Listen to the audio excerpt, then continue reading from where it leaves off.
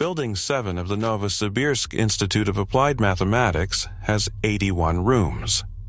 The floor plan confirms this. The architectural drawings confirm this. The construction records confirm this. But if you walk every corridor of Building 7 and count the doors as you pass them, you will count 82 rooms. There is always one extra. It is always in a different place. And the door to it is always locked from the inside. I should tell you immediately that I have never been to Building 7.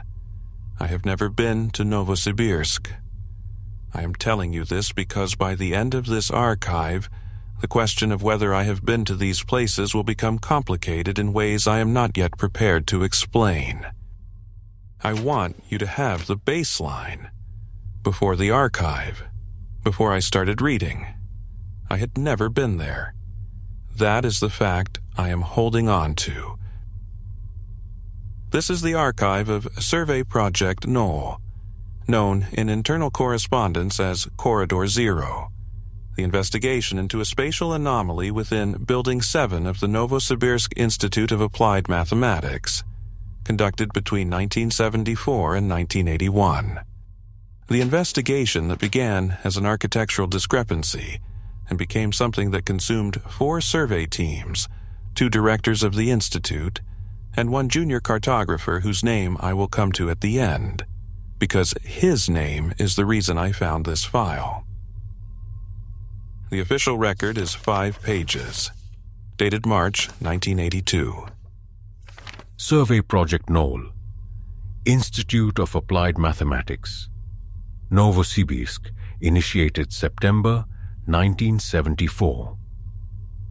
Objective: resolution of discrepancy between architectural records and physical room count in Building 7.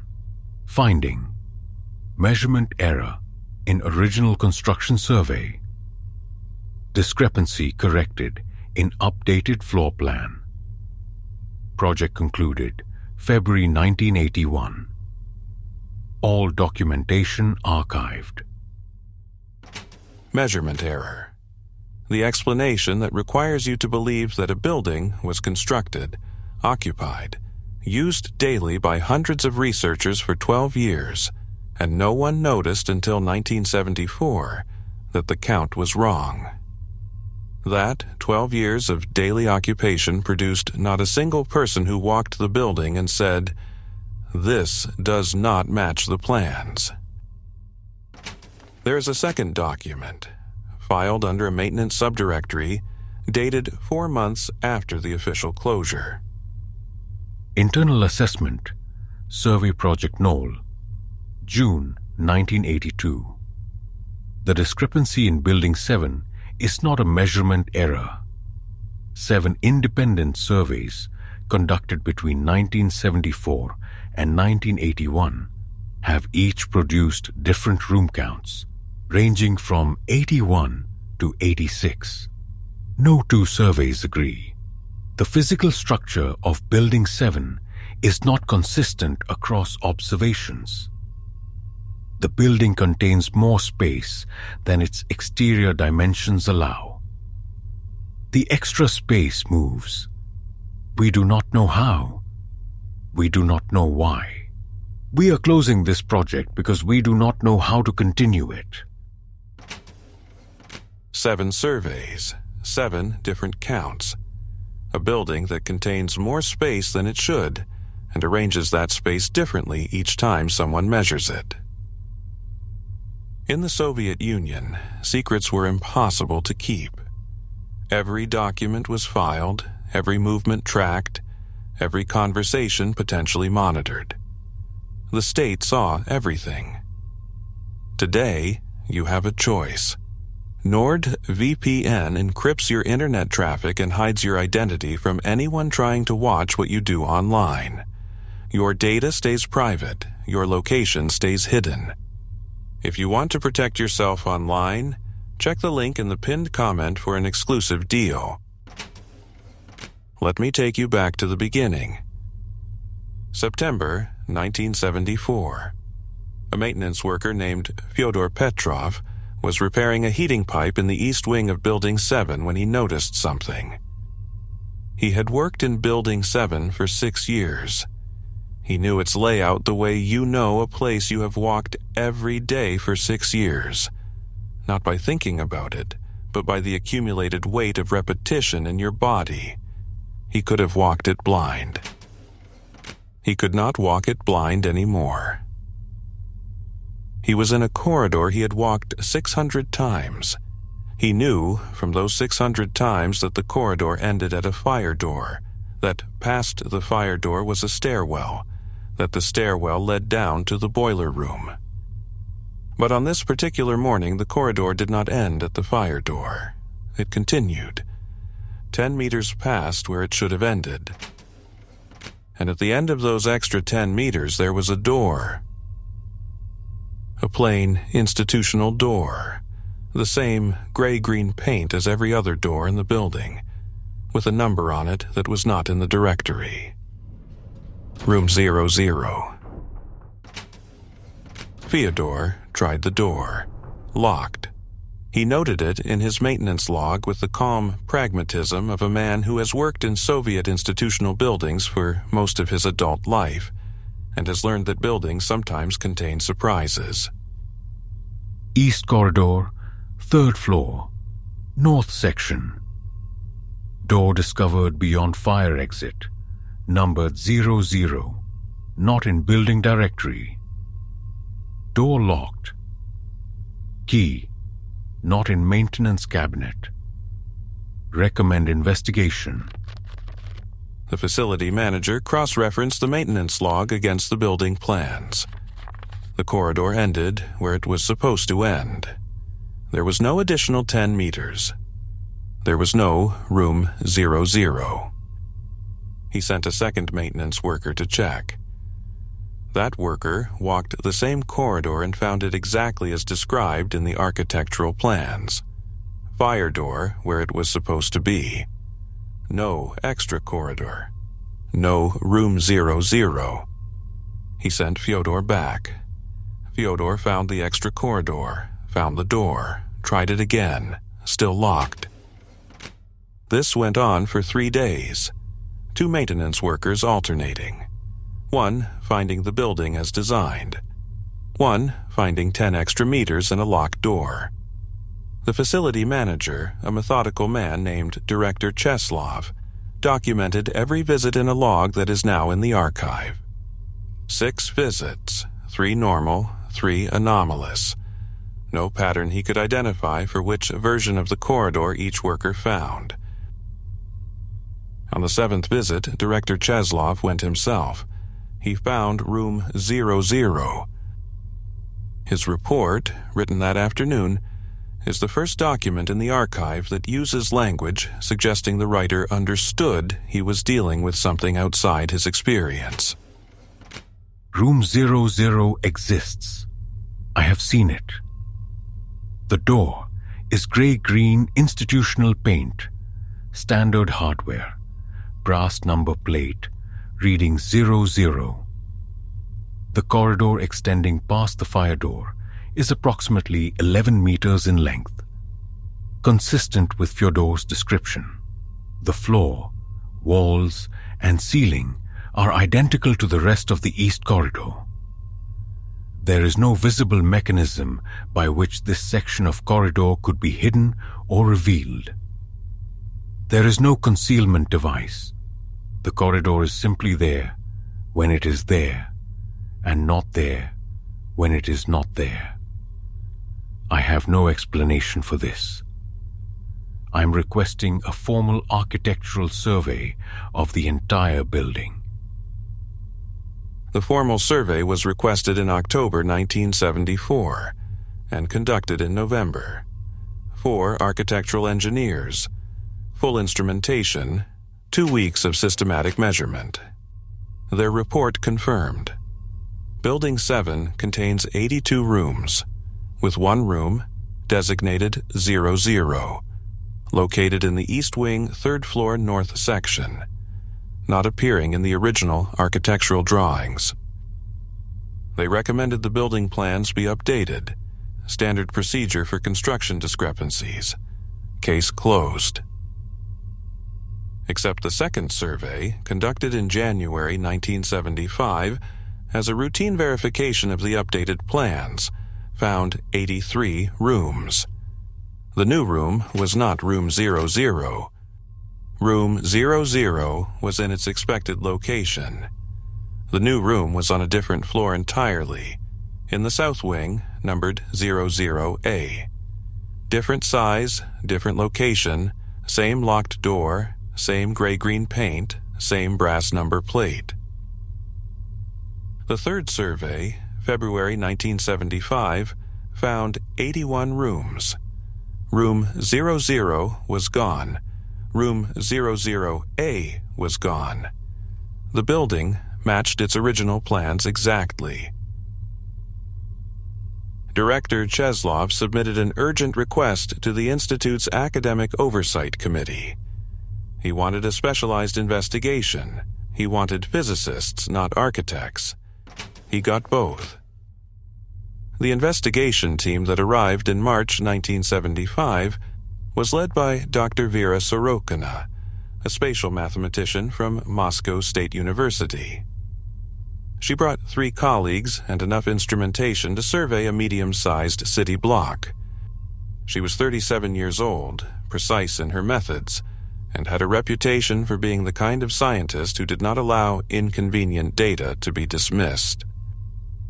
Her preliminary report, submitted after 2 weeks, established the first clear picture of what was happening.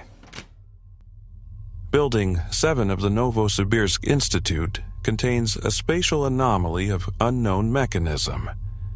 The anomaly manifests as additional interior space that is not accounted for by the building's exterior dimensions, and that changes location, configuration, and accessibility between observations. Dr. Sorokina wrote in her report, I have personally observed 2 manifestations, one in the East Wing 3rd floor, one in the basement level sub-corridor. Both manifestations presented as a short corridor terminating in a locked door. Both doors were numbered 00. I have established the following. The anomalous space is real. It occupies physical volume. It has consistent physical properties when observed. It is not a measurement artifact, an optical illusion, or a perceptual error. Something is adding space to this building. I do not know what. I do not know how. But the space is there when it chooses to be there, and wherever it appears, it brings the same locked door with it. I intend to open that door. She spent 3 months trying to open the door. Every tool available to her. Lockpicks, drilling, bolt cutters applied to the hinges, a hydraulic ram borrowed from the building's loading dock. The door did not yield. It did not dent. It did not scratch. It absorbed force the way Dr. Volkov's object in Chelyabinsk absorbed it. Completely, without damage, without response. When she applied the hydraulic ram to the door for the 3rd time, something happened that she documented in her private notes rather than her official report.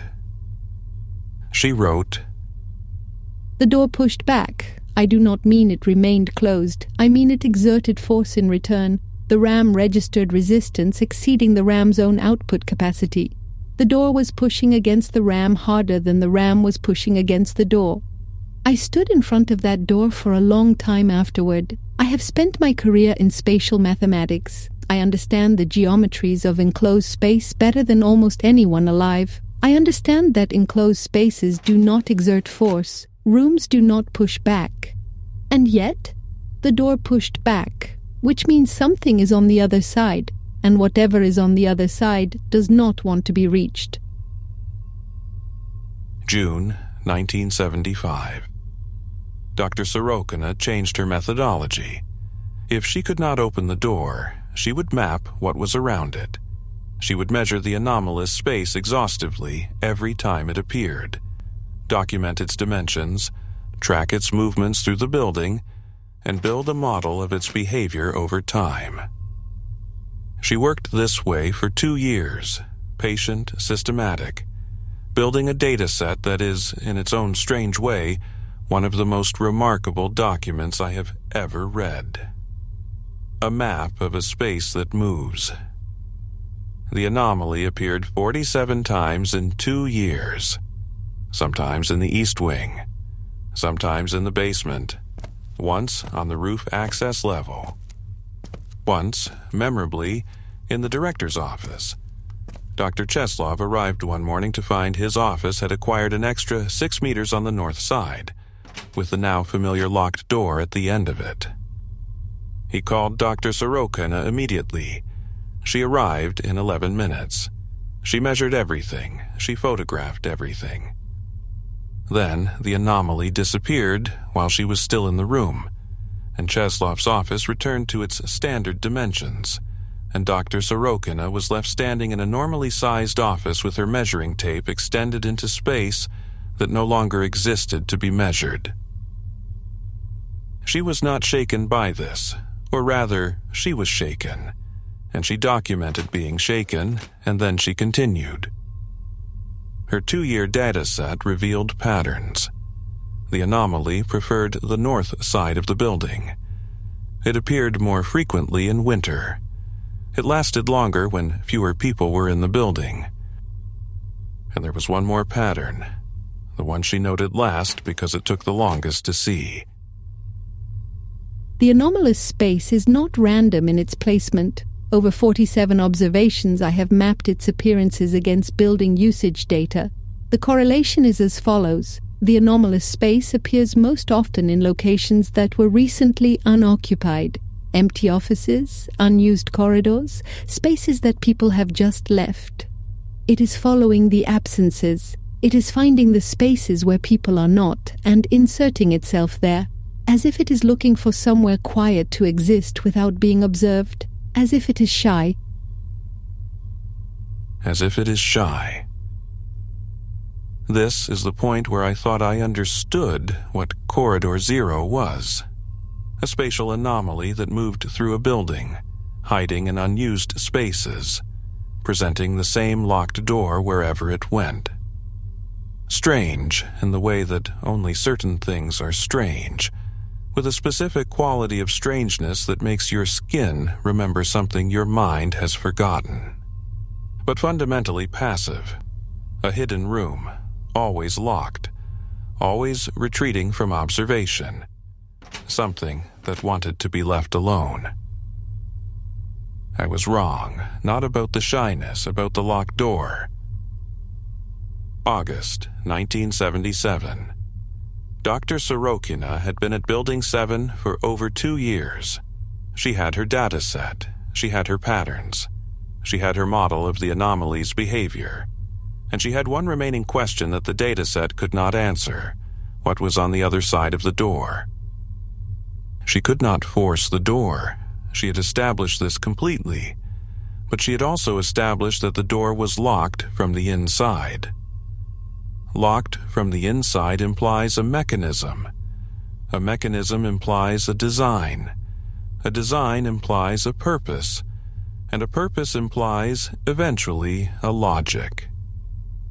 She spent 3 weeks working backward from that logic. If the door is locked from the inside, then either something on the other side locked it, or it was built to be locked from the inside, or both. If it was built to be locked from the inside, then whoever built it intended for access to come from inside, not outside. Which meant the question was not how to open the door from the corridor. The question was how to get to the other side of the door without going through it. The answer, when she found it, was so simple it embarrassed her. She documented the embarrassment. I should have seen this 18 months ago. The anomalous space does not appear only in corridors. It appears in rooms. It appears in offices. When it appears in a room, the extra space connects to that room, and the locked door is visible from the room. I have been so focused on the door itself that I never thought to approach it from a room rather than a corridor. I need to be inside a room when the anomaly appears adjacent to that room. I need to walk through an ordinary wall into the extra space, not through the locked door around it. She waited for the anomaly to appear adjacent to an occupied room. She waited for 3 weeks. When it finally appeared, connecting to an empty laboratory on the 2nd floor, she walked through the opening where the wall had been and stood in the extra space for the first time. Her report from that day is the longest document in the archive. 41 pages. I have read all of it. I am going to give you the parts that matter. Dr. Sorokina's account of what she found inside the anomalous space is written with the precision of someone who knows that precision is all she has left. She wrote, September 14th, 1977, I entered the anomalous space at 14:22 hours through the north wall of Laboratory 12, which had become permeable at that location due to the anomaly's manifestation. The space is a corridor approximately 12 meters in length, 2.5 meters wide, standard institutional ceiling height. The floor, walls, and ceiling are identical in construction and finish to Building 7's East Wing corridors, circa original construction 1962. The lighting is fluorescent, functioning, warm. The air is still and smells faintly of institutional cleaning fluid, the specific Soviet formulation that hasn't been manufactured since 1969. At the far end of the corridor, as in every previous observation from the other side, a locked door, numbered 00, grey-green paint, brass hardware. From this side, I can see that the door has no lock mechanism on the interior surface. From this side, the door cannot be locked, which means the door is not locked from the inside because someone locked it. The door is locked from the inside because the inside is the outside, because I am already on the other side of the door, because the inside and the outside are the same side. The door opens on nothing. It opens on the corridor I came from. There is nothing behind the door except the space I am already standing in. The door is not a door to somewhere else. It is a door that faces itself. A door that faces itself. I have read that sentence 40 times since I found this archive. A door that faces itself. The door is not locked because something is behind it. The door is locked because there is no behind. The corridor does not lead to a room. It is a space that exists only to contain its own exit. Dr. Sorokina spent 40 minutes in the anomalous space before the manifestation ended, and the north wall of Laboratory 12 became solid again, and she was left inside an extra corridor with no way out. She was in there for 6 hours before the anomaly manifested again elsewhere in the building, and the connecting wall became permeable again, and she stepped back into the laboratory. 6 hours. In a corridor that smelled of 1969, with a door that opened on itself. Her account of those 6 hours is in the personal section of the 41-page report. She asked that it be kept separate from the scientific findings. Whoever archived this document kept it together anyway. She wrote, I want to be precise about what happened during those 6 hours because precision is what I have, and without precision I have nothing. The corridor was physically comfortable. The temperature was stable. The air was good. I was not in danger in any physical sense. What I experienced was not physical. I experienced the corridor as a space that was paying attention to me. I know how that sounds. I am a spatial mathematician. I do not believe spaces pay attention. But I was in there for 6 hours, and the space was not indifferent to my presence the way spaces are supposed to be. It noticed me. I could feel it noticing. And at some point in the 4th hour, I stopped trying to measure things and just stood in the center of the corridor, and the quality of the attention changed. It became something I can only describe as patient. As if the space had been waiting, as if it had been trying to get someone into that corridor for a very long time, and I had finally arrived, and now it was waiting for me to understand something. I stood there for 2 hours waiting to understand. I did not understand. But I stayed because leaving felt like abandoning a conversation. When the wall opened and I walked back out into Laboratory 12, I felt something I have not felt since childhood and cannot adequately name. The closest I can come is I had been somewhere and was now not there anymore, and the somewhere knew I was gone. The second dual document in this archive concerns what happened to Dr. Sorokina after that day. End of Part 5. The official personnel file shows her continuing productive research at Building 7 through 1979, submitting regular reports, maintaining full academic function. The medical file, which required a different authorization level, and which I found 2 weeks after the personnel file, shows something else.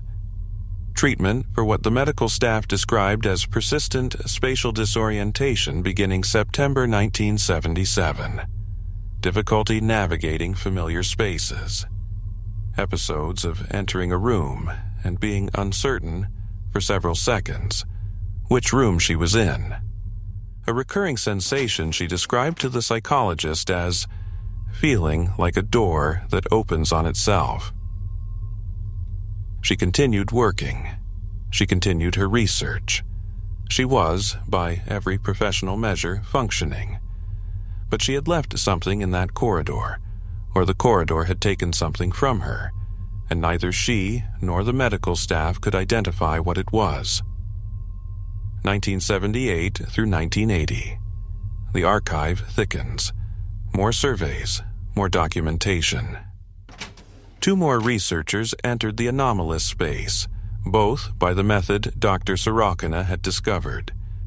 Both emerged physically unharmed. Both reported the sensation of being observed. Both reported the quality she had described as patience. And both developed, in the weeks following, the same low-level spatial disorientation that had been noted in Dr. Sorokina's file. In 1979, a junior cartographer was assigned to the project. His job was to maintain the running map of the anomaly's movements, to update the building plan every time the anomaly appeared in a new location, and every time it disappeared, to keep the record of where it had been. His name was Mikhail Areen. He was 26 years old. He had been assigned to this project as his first major posting after completing his cartography training. He spent 8 months maintaining the map. He never entered the anomalous space. He worked from reports, from measurements submitted by the survey team, from the data that Dr. Sorokina and her colleagues collected. He plotted points. He drew lines. He updated coordinates. And then, in November 1979, he submitted a report that is the third document in this archive that should not exist. His report is a map, a complete map of every location the anomaly had occupied in Building 7 between 1974 and 1979. 5 years of appearances plotted precisely. And at the bottom of the map, a note in his handwriting. The anomaly is not moving randomly. The pattern of its appearances traces a path through the building. When plotted in sequence, the 47 appearances between 1974 and 1979 describe a spiral. The spiral is converging. Based on the current rate of convergence, I have calculated the point toward which all appearances are trending. The anomaly is moving toward a destination. The destination is the center of the building. The destination is room 17, second floor. The archive room where the records of this investigation are stored. I do not know what this means. I am documenting it because I believe in complete documentation. But I think the space is finding its way to where it is being described. The space is finding its way to where it is being described. The project was terminated in February 1981. All personnel were reassigned. The building was not evacuated, but access to the north wing was restricted. The official summary was written. Measurement error, case closed. Mikhail Leren's final entry in the project log, dated the day before the official closure, is a single line. The anomaly appeared in room 17 last night. The door was open. The door was open. For the first time in 7 years of observations, the door to the anomalous space was open. And Mikhail Laren, the junior cartographer who had spent 8 months plotting the path that led there, went in. He did not come back out. The project closure report notes his absence as reassigned to other duties, contact information unavailable. I have checked every personnel directory from 1981 onward. There is no record of Mikhail Laren being assigned to any other duties. There is no record of him after February 1981. He is not listed as deceased. He is not listed as missing. He is simply not listed. I found this archive because of his name. He is my mother's cousin. She has been looking for him for 40 years. She knew he worked at the Institute. She knew he worked on a survey project. She did not know what had happened to him. She did not know what project Null was, what Building 7 was, what Corridor 0 was. She knew only that Misha went to Novosibirsk in 1979 and never came home, and the Institute told her he had been reassigned and gave her an address that turned out to be an empty lot. I have been in this archive for 7 weeks. I have read everything. I have traced the path of the anomaly through the building, followed Mikhail's spiral map from its beginning to its destination. I understand now what he found, or what found him. I understand the patience Dr. Sorokina described, the quality of attention she felt in the corridor, the space that was trying to get someone in, that had been trying for years, that arranged and rearranged itself through the building in a slow, convergent spiral toward the room where its own documentation was being kept, finding its way to where it was being described. I have been describing it for 7 weeks. I want to tell you something I have not written down before now. Something that has been happening gradually enough that I kept finding reasons to explain it away. My office is a standard room. I have worked in it for 11 years. I know it the way Fyodor Petrov knew Building 7's East Corridor, not by thinking, but by accumulated weight. I could walk it blind. 3 weeks ago, the north wall of my office was 4 meters from my desk. 2 weeks ago, it was 4.5. Last week, I measured it carefully, twice, with a tape measure I borrowed from the maintenance cabinet in the hallway, because I needed to be sure. 4 meters and 80 centimeters. This morning, 5 meters and 10 centimeters. The room is growing, not quickly, not dramatically, just consistently, every few days, a few more centimeters of space appearing on the north side of my office. And at the end of the new space, which is not yet visible because the distance is still small, I know what I will eventually find. I know what color the paint will be. I know what number will be on the brass plate. I know the door will be locked from the inside. And I know, because Dr. Sorokina told me in her report and Mikhail showed me in his map, that the inside and the outside are the same side. The space found its way to where it was being described. I am still here. I am still at my desk. I am writing this because I believe in complete documentation. Because whoever comes after me should know what happened. Because Mikhail believed in the map and I believe in the archive, and someone should have this. The north wall of my office is 5 meters and 20 centimeters away now. I measured it just before I started writing this sentence. The smell is different over there, still and faintly chemical.